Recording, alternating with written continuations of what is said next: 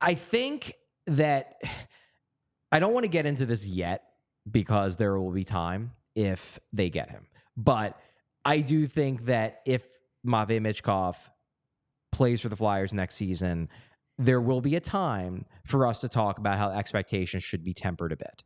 Not that he's not going to be good, but I would not. I would ask everyone not to expect him to be a superstar, game-changing, every night dominant player off the jump. He'll be adapting to an entirely new country, an entirely new style of play. He'll be adapting to new teammates. He'll be adapting to John freaking Tortorella, most likely. So it will be a big deal if the Flyers get Michkov. It will immediately make the Flyers a significantly more interesting team to watch and a much more fun team to cover. But just getting him next year is not turning the Flyers into a legitimate contender. It's just not. No, and like people, and I think there's like excited for his arrival and what he's going to become, and people all of a sudden see like, oh, we're putting these expectations on this guy. Like my expectations for him ultimately are to become a perennial all-star. Yeah, like 100-point guy. That would be, like, well, at least a point per game. A point per game to 100-point guy, sure. Right away, though, it's just the excitement of we finally have one of these dudes. Yes. Like we have a guy who might become a great player in this league, and it's been a while since we've had the possibility of that.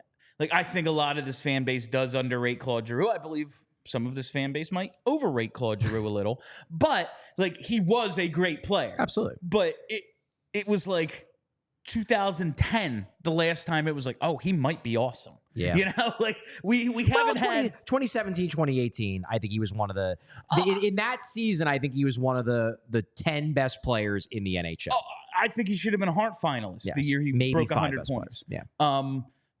I just mean like we came to expect it for like he became great and we almost took it for granted. Well, like a lot of people took it for granted. We haven't had the like hopefulness of having a guy like that since he was young. True. That was he's an old guy in the league now. And we haven't had that since he was a young guy. Yeah. And now we finally, and I think that's so much of people's expectations, but no, do I think the Flyers are going to, like, they might be visually better than last year because they have a dude who on any given night could be a game breaker. Right. But on every night, probably not, because nobody at 19-20 is unless you're Sidney Crosby. And he could be. It's possible. But I'm just saying. It's on the table. Don't expect it. No, expect him to be a good player from the jump.